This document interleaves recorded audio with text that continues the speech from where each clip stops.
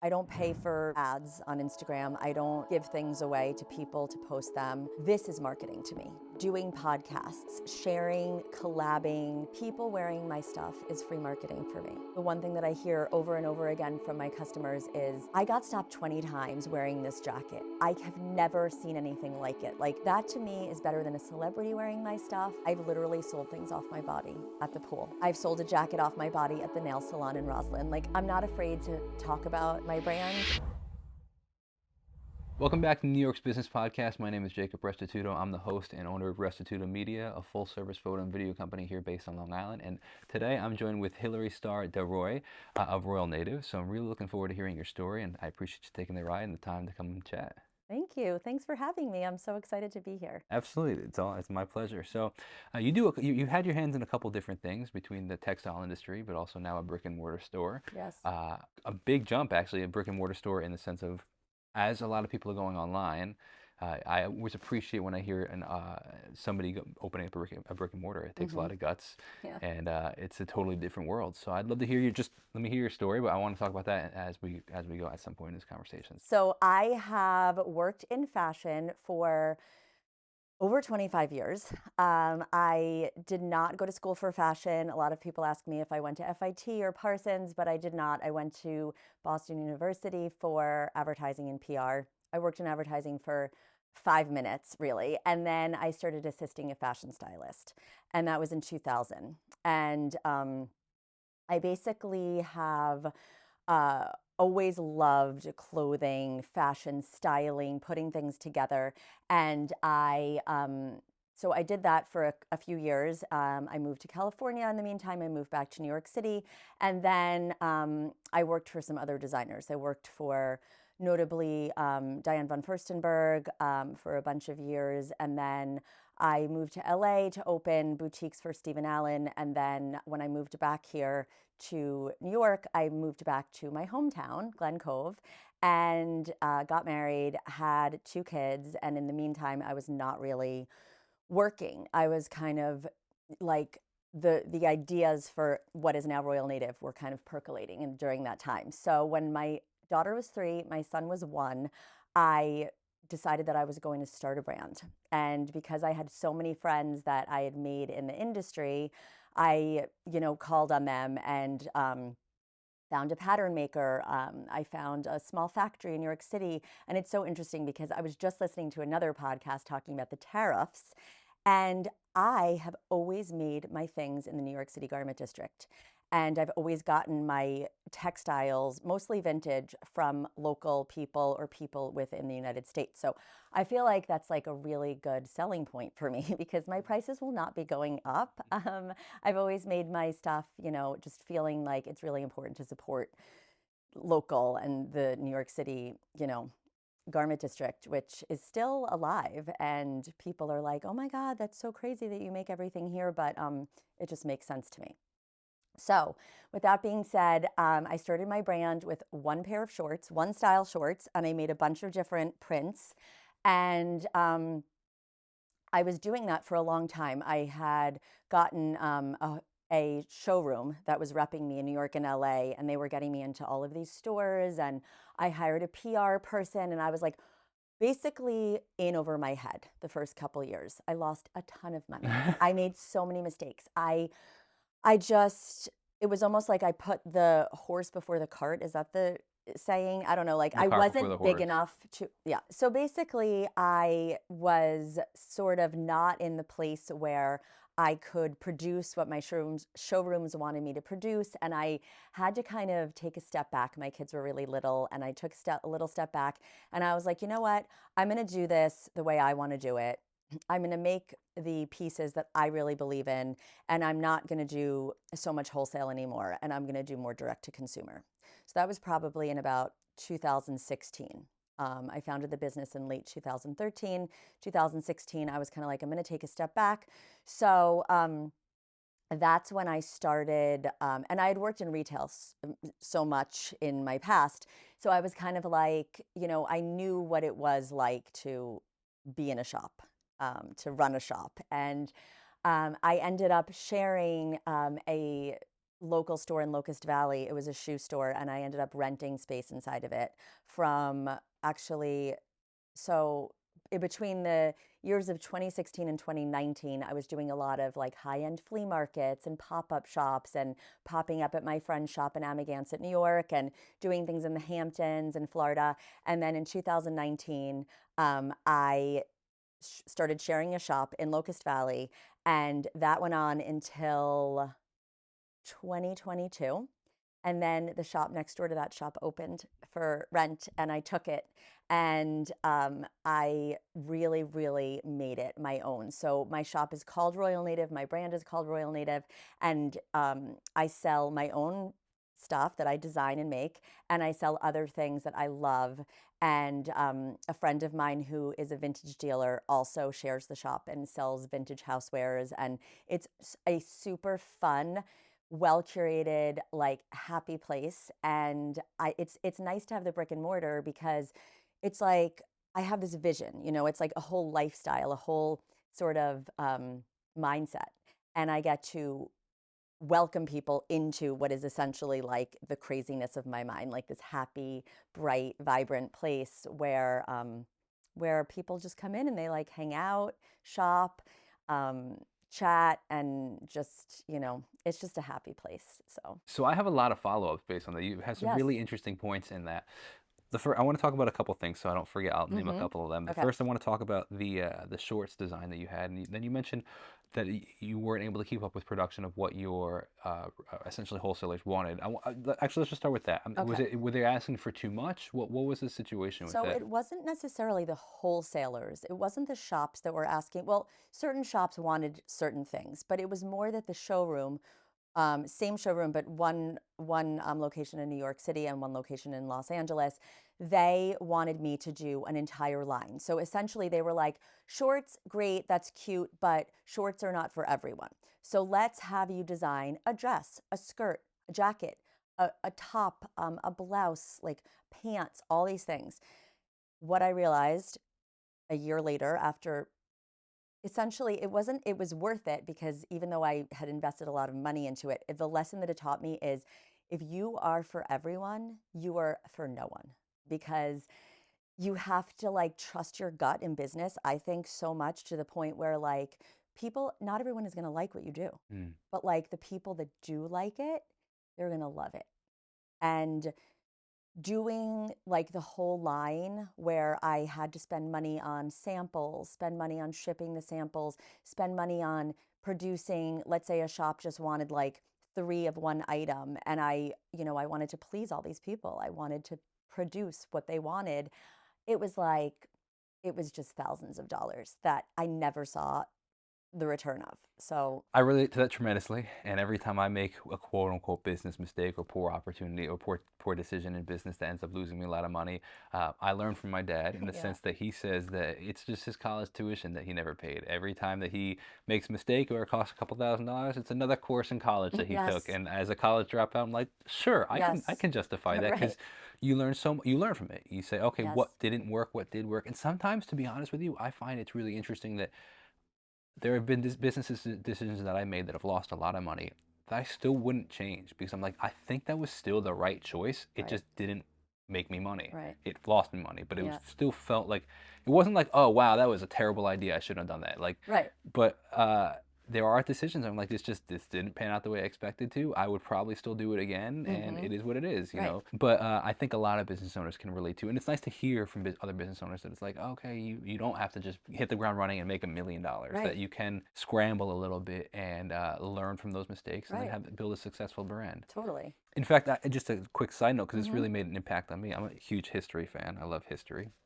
And I was listening to something this morning about George Washington, Mm-hmm. and in his 20s, he really screwed some things up, and he he got into this battle essentially with these Right. the French people, and Right. he was essentially like considered a murderer for a long time. Uh, and I was like, wow, that's crazy that this guy that we know as the founder of our nation, Yes. really screwed things up in his Yes. 20s and like Right. was known as like a guy that made a really poor Yeah. decision. And there's a lot more information to that, but Right. it was just like, wow, things can really turn around Of because it's course. so easy to see just a portion of your life, Right. especially as a business owner, Right. a portion of your life and be like, wow, this really sucks. I Mm-hmm. screwed this up. Right. I don't know how I'm going to dig myself out of this hole. And then Right. you end up being George Washington, you know? Yes. But I feel like the whole um, the idea behind that is like you don't give up.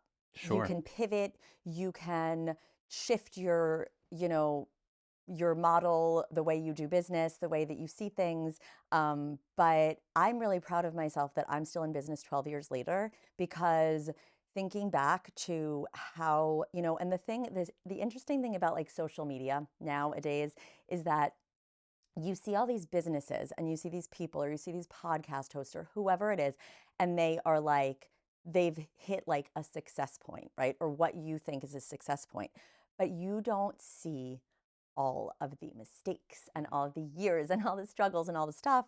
You just kind of see them because, you're shown A what, curated yes. version of it.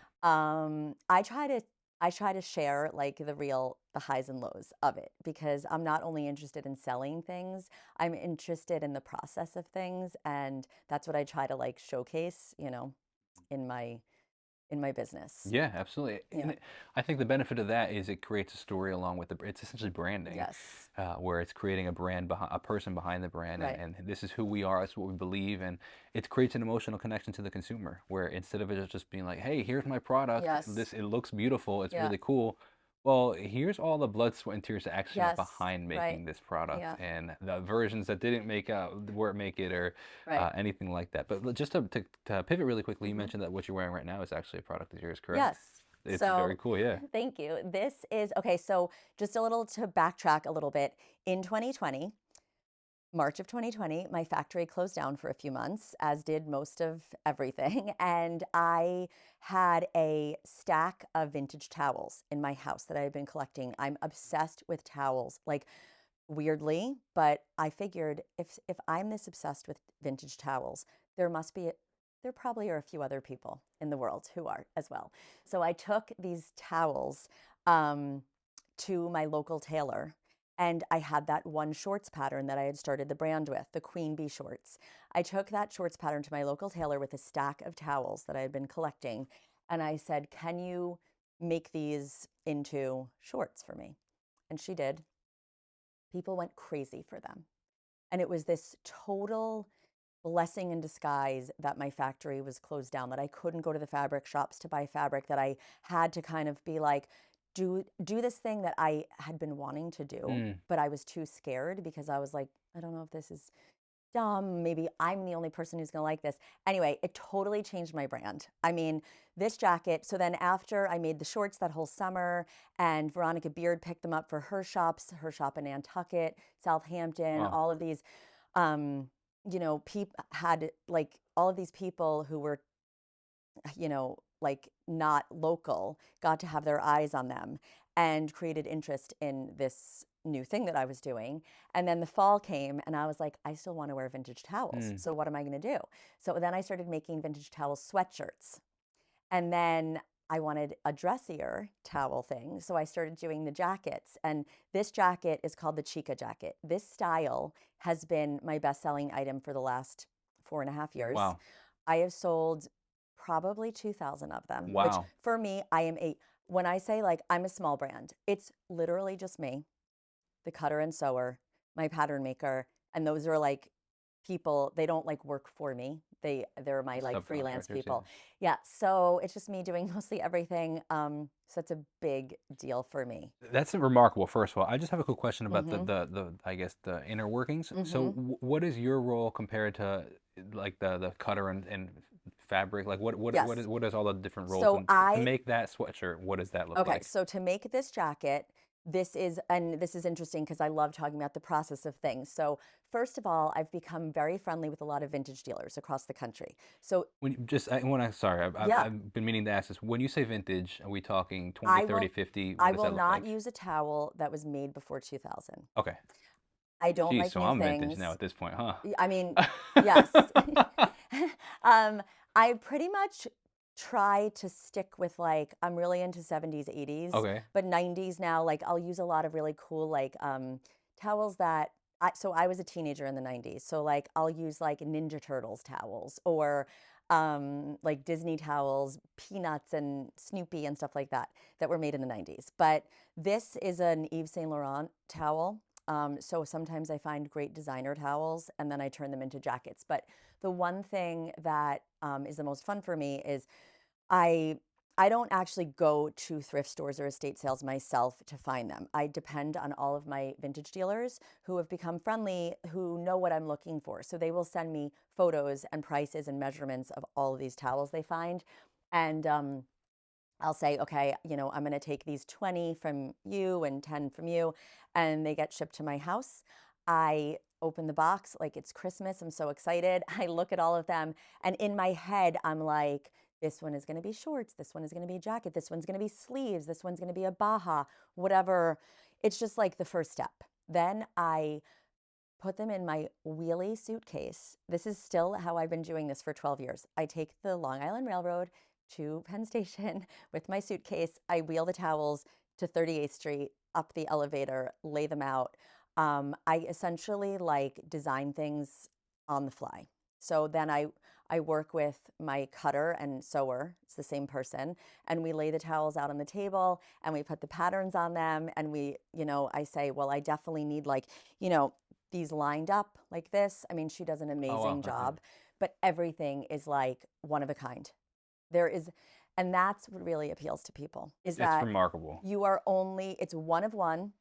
You can, and what I find is, especially like people will see a jacket or shorts or a pullover on Instagram and they're like, there's something like in the either nostalgia or like a some reaction. It's like a reaction that's like, that's for me.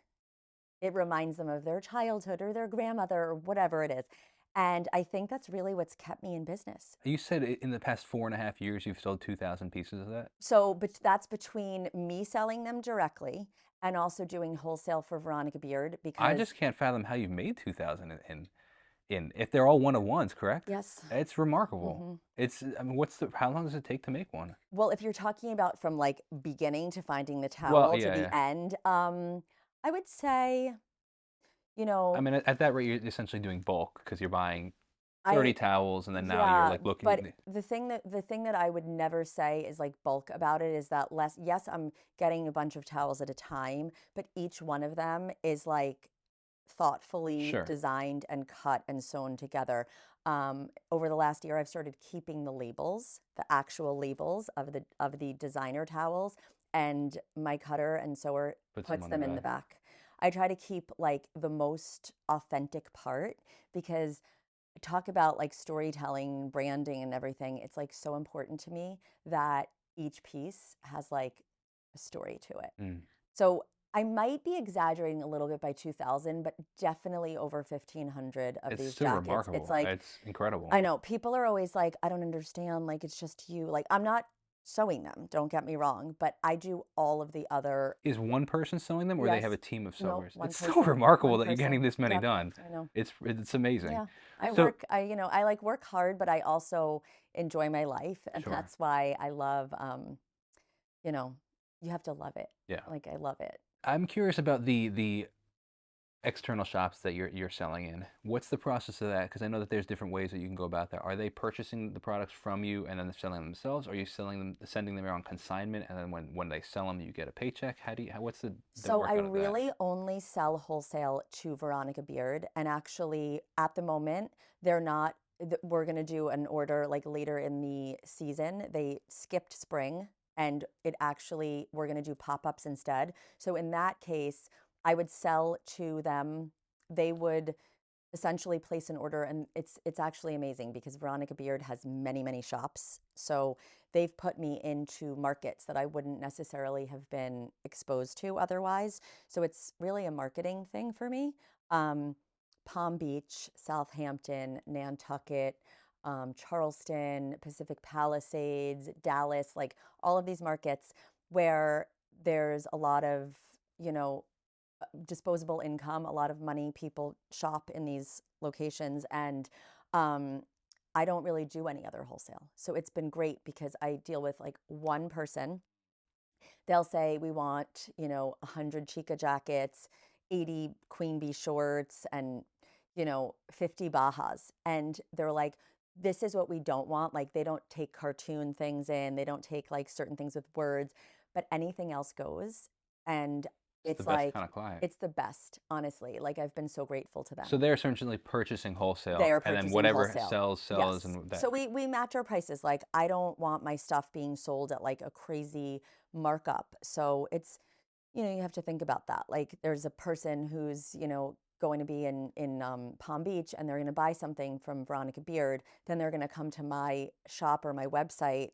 You want to keep it like Sure. similar in price. Yeah. So yeah. That's the essential wholesale aspect of it. Yes. So, how much are you doing retail in person, where people are coming to the shops, versus you mentioned online? So Yes. you have online sales as well.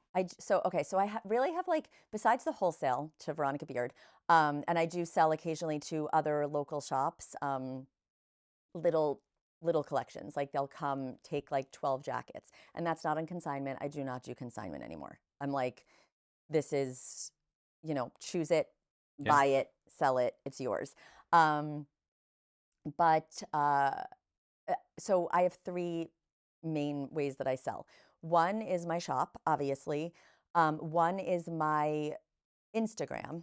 And it's not like you shop on Instagram and you like click to buy. It's like I post something, I communicate directly with the customer, they DM me, or sometimes I'll FaceTime people who Oh wow, can't make cool. it in. I have like a stylist background, so one of my favorite things to do is, like, someone will be like, "Oh, I'm gonna get that."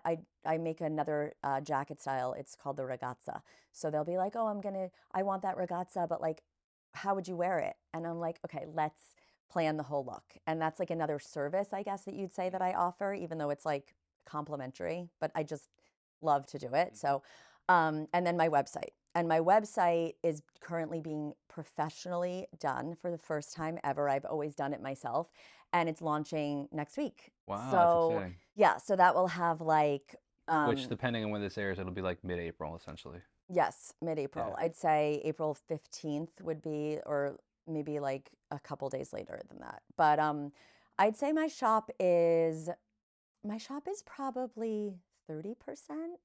Um, but but it's really, really important to have that space. Sure. Like, it's just my home. It's like my vision is just there. So it helps curate like the whole brand, because I sell other brands, and I sell swim, and I sell accessories, and I sell other things there. So Well, if you made a swimsuit out of your towels, you could have a two-in-one. You could try. No, just so kidding. I yeah, I mean, swim. So that's another interesting thing, is the going back to the thing about you can't be for everyone, is that I've had many suggestions over the years. Make a long skirt, make swim, do denim. Let me tell you, those are such specialty um, categories that I just want to stick to doing what I do best, and leave the swim and the denim to other people. That do that Yeah. best. You mentioned the uh, vintage home. You said homeware was the Yes. partner, or So was it? Nina, who is the Thriftocrat, that's her brand name and her Instagram handle. She curates vintage housewares. What's a houseware? Housewares are barware, glassware, vases, ice buckets, art. Um, oh my God, like anything for your home.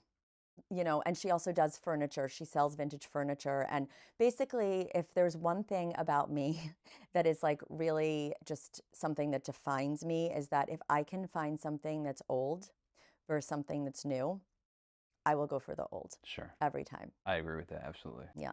It's a really interesting business model that you have, and I want to talk about the online sales, Hmm. because I find that super unique, and your situation is super unique in the sense of it has to be a lot of upkeep, in the sense of So much. I actually can't even fathom it, because it's not like you say, here's our sweatshirt, Yep. purchase, you click the Hmm. purchase. It's Yes. every time someone sells, you have to now say it's sold and upload a new one. And how does that work? How do you manage all that? Oh my God, honestly, I don't know. People ask me this a lot, and I have to say, my shop is open 4 days a week. I just hired somebody to work 2 days a week. Gabby, she's awesome, and I still spend time with my kids, my husband, my pets. I still see my friends. I still work out and spend time outside and cook. And I'm like, I honestly don't know how I do it. I just do it. Yeah. Sometimes things don't happen exactly the way that I want them to happen, but it's like, I will never give up my The personal personal, life. yes. Yeah, Yeah. absolutely. And it's important. I think that Yeah. you compromise somewhere. Sure, you can compromise in your personal life and have a really super super super successful, like no issues, quote unquote, no Right. issues, smooth sailing Right. business. But then you're compromising there, or you can compromise where it's like, okay, maybe this isn't going perfectly in business in the sense of Right. like maybe it's going well, but like I would have done that differently, Oh or this would yeah. have. But now Yes. you have your personal life. Right. It's you have to there's it's Yep. you give some and take, give and Right. take.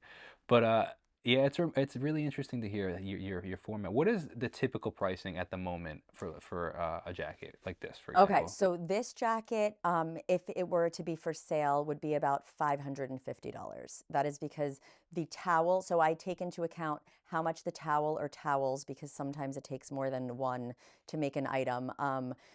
This towel is very expensive to start off with. And because I produce my clothing in New York City, um, the cost of production is higher than it would be, let's say, if I did it in China. But I'm so grateful that I've done it like this because I have more control. I can actually oversee the entire design process, and and then it's also like you said, like it's the muscle, the blood, sweat, and tears, the time and love that goes into everything. So, but if this was not an Yves Saint Laurent, which this is, and it was just a regular towel jacket, they range from 325 to 350 for this style, 350 to 375 for the longer style with the pockets and the collar, and shorts are between 195 and 225. It's like nothing is crazy, but you know, it's like it's something that people will be like, okay, I love this style. And now I know that this style fits me, works well. I can wear it in many different ways. So then it's like almost like a little investment piece. And it's like, I'm a jeans and t-shirt girl. So I always want to make things that you can be like, I can wear this over a bathing suit. I can wear it on a boat. I can wear it to the country club. I can wear it on vacation. I can wear it to dinner. And one thing that I hate is when you buy something and you can only wear it one way. You will never find that in my store. Everything has to be versatile or it's just Yeah, it reminds me, again, I'm a big history lover. It okay. reminds me of how similar, it's different. Obviously, we live in different times. There's a lot more disposable income, Yes. but we have turned into a society where it's very one use or Mm-hmm. three, four uses, Yes. where that's only a really relatively new Yes. style of It living. drives me crazy. Where you look back in history and people had one item to wear, Yes. but even like maybe if you had a little extra, you had a couple of items that Mm-hmm. you would wear, and you'd Mm-hmm. wear them to the ground. Right. If you talk about my grandparents, be like, yeah, I had one pair of shoes, and they were Yes. my brother's Yes. hand-me-downs. Yes. And until those had holes in them, and Right. my mom patched them back up, Right. and we've kind of lost that as a society. But I think it there's an appreciation for what you have when you spend a lot of money on Yes. it, and it is a one of one. It Mm-hmm. kind of brings back that vintage Yeah. style of like, this is my jacket and this Mm-hmm. is the one that I wear, and Yes. obviously if it's this different situation, you mentioned like the Hamptons and stuff, yeah, they might have a couple of them, Yeah. right? But um I mean, I the, have some customers who've become like friends of mine, honestly. Like, I talk to everyone myself. It's like I'm answering all my own DMs. I'm, FaceTiming people. But I have some customers that have 15 of these. And it's like the thing that they just love to put on. And I love to travel. And whenever I'm in Europe, I do notice the style, the way that people dress.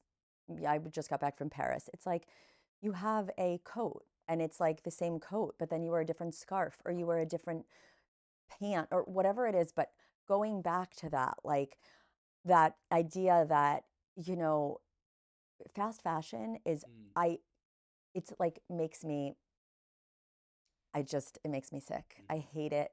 Um, so I'm just very much like, I have my loafers, I have my vintage denim, I have my jewelry that was like my grandparents and my grandmothers and whatever.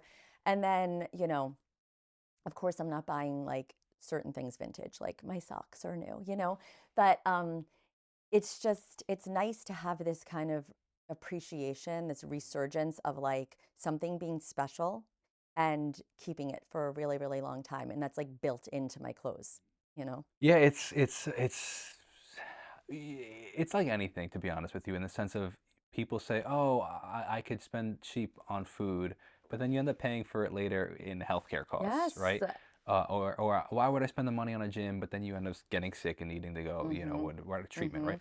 Uh, it's you kind of what we were saying before. It's all give and take. You could spend a lot on, you can spend cheap on fast fashion, but it's kind of the same where it ends up being you just throw it out and Yes, you now end up spending the same amount that you would have exactly.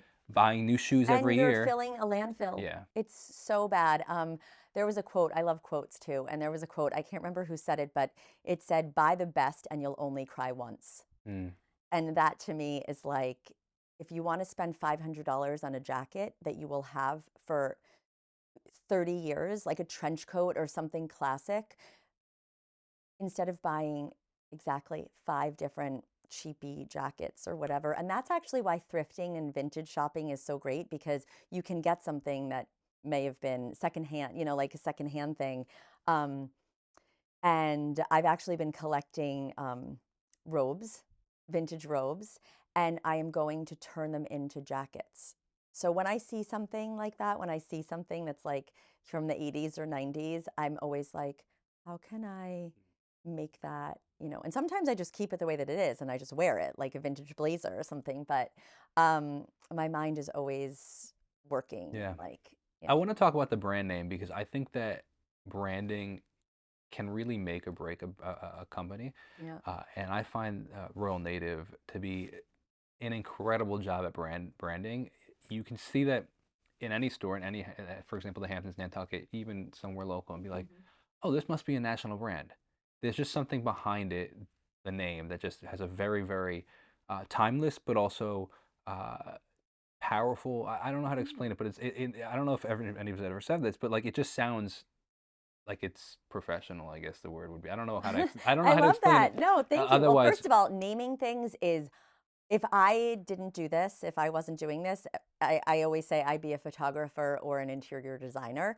But naming things is I love naming things. I love naming styles. I love naming like prints of things and naming um, nail polish colors, naming like really anything. So when it came time to name my brand, I had a really hard time because I was like, I want it to be, you know, I wanted to feel a certain way.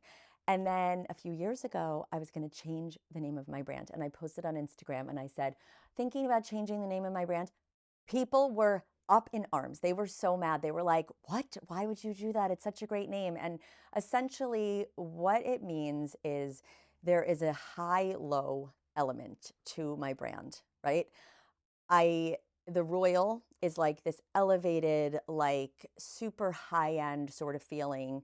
And the native is like, everyone is native to somewhere, everyone belongs somewhere. It's like earth. It's like, like salt of the grassroots. earth Yeah. sort of thing. So um that's really what it is to me, is like the way I dress, um the way I eat, the way I decorate my house, the way that I just think about life is like, you always want to have an element of like an elevated element to it, but you want to take something that is like, you know, maybe going to get thrown away, like a vintage towel. Or my brother's a chef and I had him on my podcast a few weeks ago, and he was like, that's how I cook. I take peasant food or whatever it is and I turn it into this elevated thing. So essentially, that's what the name of my brand is. I want it to feel like, I want it to be attainable. I do. Like, I don't want to be this brand that like people that only like three people can have, but I want it to feel really special. So I guess, yeah, like the high low is really what the name is and what the name means. Yeah, and when there's a cost to something, you appreciate that much more, Mm-hmm. So, taking out the people that have a tremendous disposable income, right? Mm-hmm. For the average person, right? Mm-hmm. When you spend something on, for example, like I really like boots, right? If I spend a couple $100s on a pair of boots, you really care about them. You Yes. care about taking care of them, Right. and if something breaks on them, for Mm-hmm. example, I just actually just went to a cobbler for the Yeah. first time Yes. to repair my Yet boots. tailors, cobblers, all of these people, they need to stay in business. We need to keep our stuff, repair it, patch it up, Yeah. you know? And Yeah. it was such a great feeling. First of all, I mean, here we are on the business podcast. Yeah. I love supporting local business and small Same. business, Yeah. and just going in and hearing the guy's story that his Mm-hmm. father had started this in Yes. like the They're 40s. like Oh, craftsmen. sure, yeah. Yeah. But then he took it over, and you could tell this business had been around forever, Yeah. and just hearing his story, and then I left with my shoe. I had left from there, and then Mm-hmm. I came back, and he's like, "Yeah, so I did this and this and this and this," and Yeah. like just the passion behind Yes. it. And I left with the shoes. I'm like, man, like it's just so excited. And Yeah. they were boots that I had for a while now, probably like Mm-hmm. 8 or 9 years. Mm-hmm. Um, but they just the excitement of wow, these are fixed I now, and know. this and I that, and I love can it. continue wearing them, and Mm-hmm. just I don't know, it just they have a story to Yes. them. That's basically essentially what I always say. If it has I want things with a story. I want things with history. I love history too. And even better if I can find towels that have like friends of mine who have a vintage and coffee shop in Atlantic Beach on the South Shore. They were cleaning out a home and they found a box of towels um, that all had matches. They were doubles. They were like two shell towels, two sunset towels, two towels, like all matches.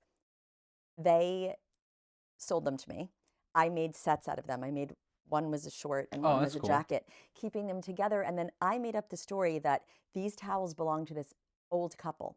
And they would go to the beach every Sunday and they would be like, okay, today we're going to bring our shell towels. Or like, it's just, I love that aspect of it, Yeah. like things with history, with a story. Are all of your pieces made from towels, or are they made from? So I'd say 90%.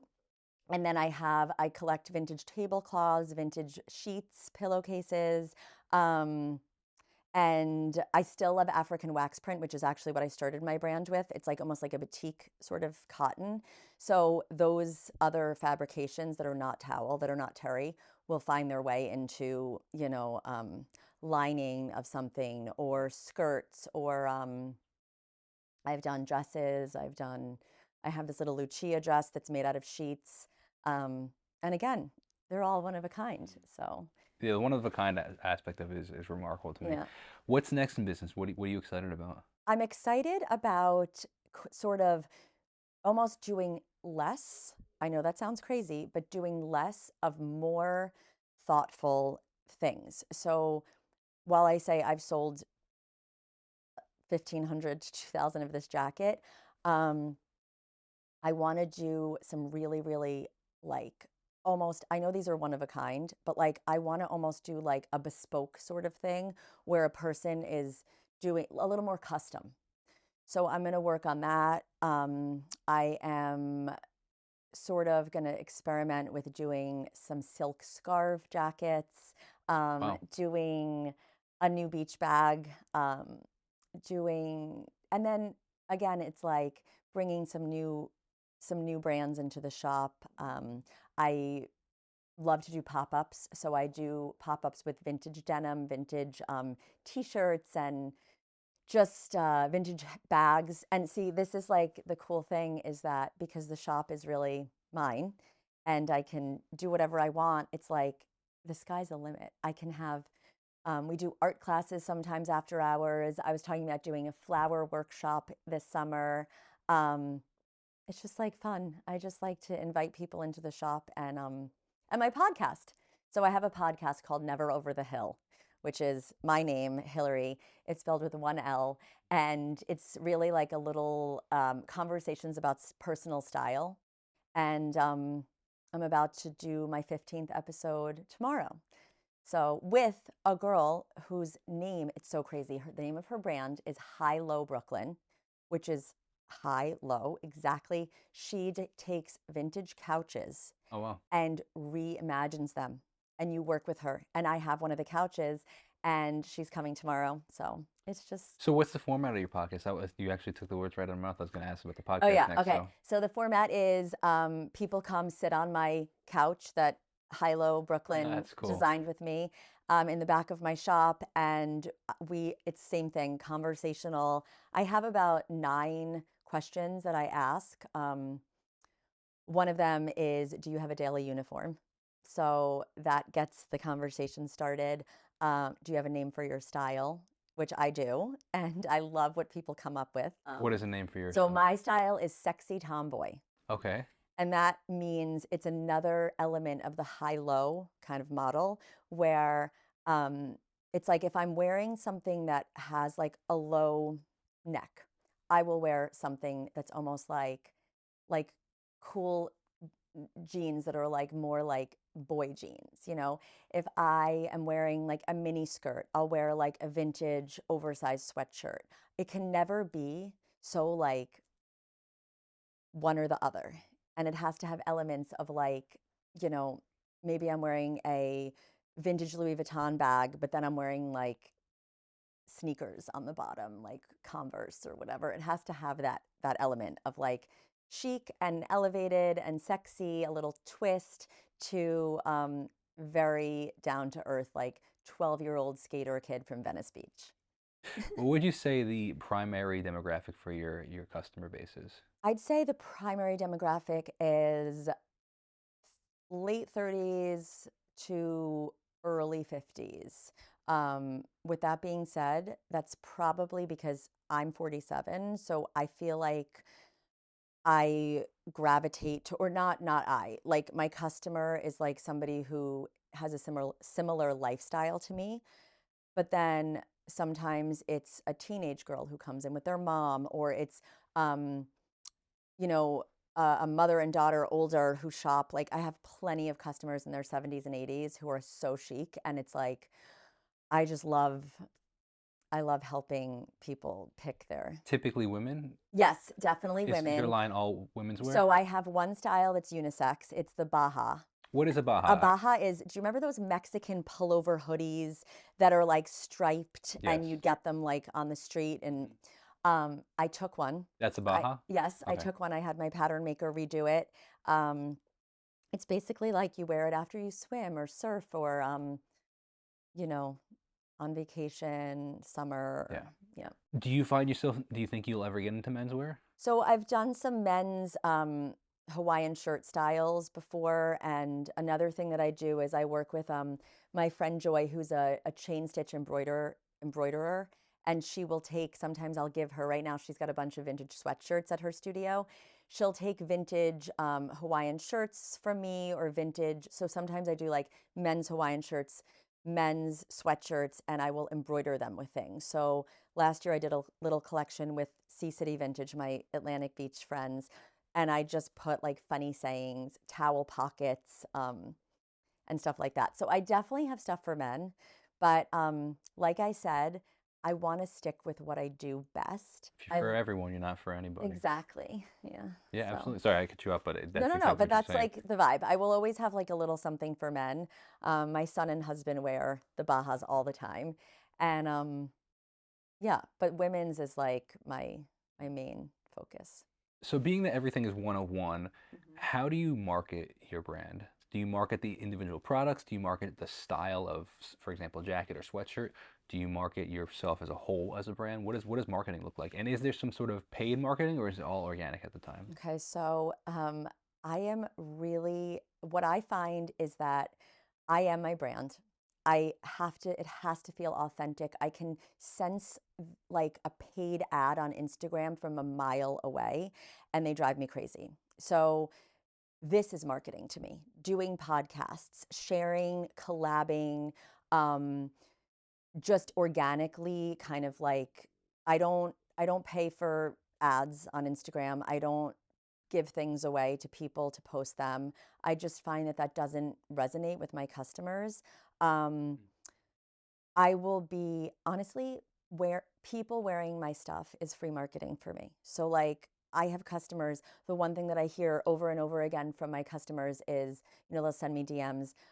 I got stopped 20 times wearing this jacket. I have never seen anything like it. Like, that to me is better than a celebrity wearing my stuff. It's better than me trying to, what I've paid for is rebranding. So like my logo getting redone, an updated kind of colors that I use.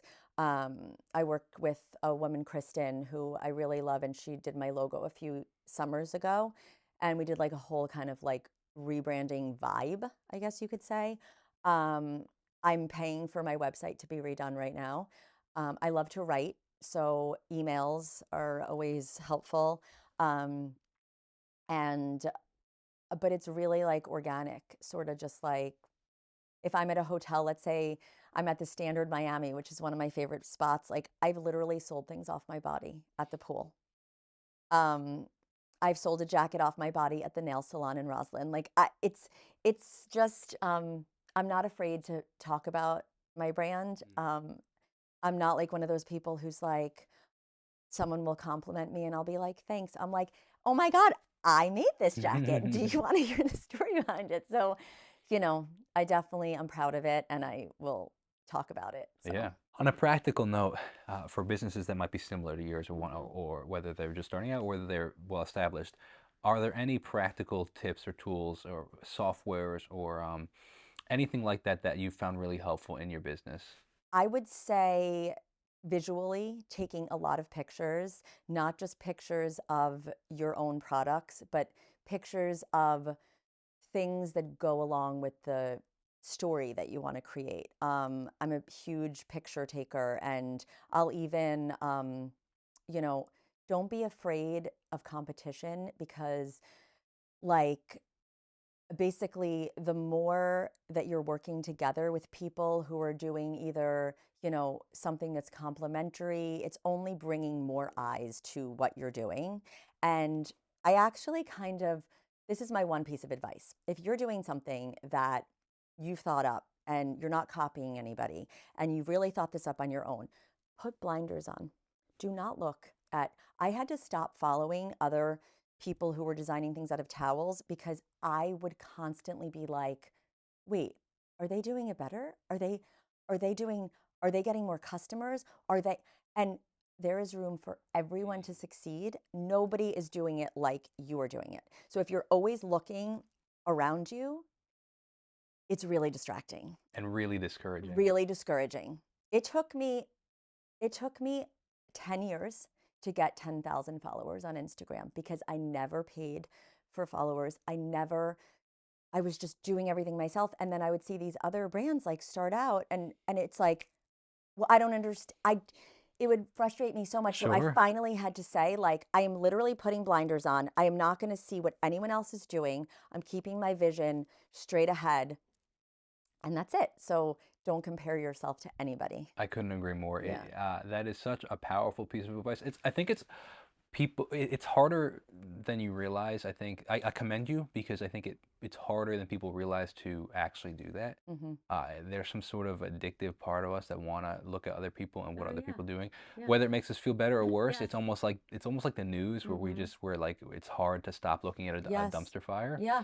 And even if it makes you feel terrible, you still want to look. Mm-hmm. But I completely agree, and I do the same thing. I think I barely follow anybody on social media. In Yeah. fact, I'm actually, this podcast lives on social media, but like if it wasn't for social media being my business, Mm-hmm. I wouldn't be on it because Well, it I makes me know. feel. I Trust me.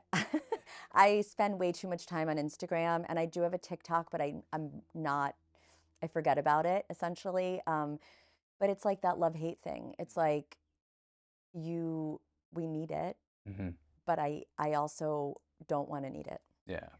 And I think that's why having parameters and guardrails on it, I think are Mm-hmm. really important. Say, okay, I'm going to use this because it's really going to elevate my brand, Right. but I'm not going to follow all these people that are doing it because it's all, every time you know what I would do often is I would say, okay, I'm going to look for inspiration Yes. as a musician. I'm going to see what Yes. these other people are Yeah. doing to see, oh, could I be doing something similar, a similar style of video, a Mm-hmm. similar style of way of promoting myself. And then I'd finish and I wouldn't have any ideas and I'd feel so Bad crummy about about yourself. myself. I know. that I was like, I I have to know. stop Yeah. doing this. Yep. The truth is that what I've noticed is that I we have all the ideas inside of us, but when we are distracted, we just don't realize it. Hmm. And so I do a lot of things on my own. I write, I do art, I go for walks, and of course I listen to other podcasts. I see what the big designers are doing. I see, I go to museums and I look at things and I hear things. But at the end of the day, the music you're creating, the fashion I'm creating, it's like, we are doing it, it's coming from inside of us. Hmm. So really, if you're looking too much and comparing yourself, like comparison is a thief of joy. Another Hmm. quote that I love. Absolutely. Yeah. It couldn't be more true. Yeah. Absolutely. Well, I really appreciate you taking the time. It's been really interesting to hear your story, and I just want to commend you for what you're doing. I think that I'd like to hear more stories like yours because I think that I love the one of one. Mm-hmm. In fact, actually, so just a brief side note. Yeah. Years ago, I was reached out to by a company in Brooklyn, their record studio, and they have musicians come in and do one of one takes for vinyls. So And they say, fun. you come in, you record however many takes you'd like of Mm-hmm. these songs, but Mm-hmm. each one of them is a unique vinyl take. So you can make it specifically for a fan and say, "Hey, Jeremy, thanks so much for purchasing this vinyl. This is a one take, and this is the like you then you play the whole song through, Yeah. and then so you'd have to play the song 30 times to make 30 Mm-hmm. different ones. But it was such a cool thing that and the cool part of a vinyl is there was no editing. It was Yes. whatever was Right. there, I and you know. sung the wrong word, yeah, you did it, Yeah. and it was just like, wow, this is really cool. Like Because it's nobody authentic. else will It's have this version. Is Yes. like it's a remarkable Yeah. concept, and it's the same thing with your product where it's like nobody else will have this, Yeah. and it's a really cool, especially for the creative. I mean, I'm like, damn, that's so cool, man. Yeah. I really like that. But Yeah. thank you so much for taking the time, and I really Thank appreciate it. you. Thanks for So, having me. my pleasure. Thank you so much to the listeners for whether you listen to or watch this. The podcast would be it'd be fun to do, but if nobody was listening, it'd be Nothing without you guys. Yeah. yeah. So, thank you. And if you are a business owner or you know any business owners that you think might be a good fit for this podcast, please reach out and definitely consider checking out Royal Native. Can you tell me just to tell the audience exactly where you're located, so if they Yes. want to stop by? So brick and mortar address is 27 Forest Avenue, Locust Valley, New York, right next to Buckram Stables. And my website is theroyalnative.com, launching next week. And my Instagram is the same. It's at the Royal Native. And again, my name's Hilary, and I answer all my own DMs. So send me a message. Yeah. Yeah. And by the time this video is out, your website will probably be live Oh, already. great. So, So go go check it check your out. website Okay. out. Hillary, it was an absolute pleasure. Thank you so much for So, taking the time. so nice to meet you and chat with you. Thank you.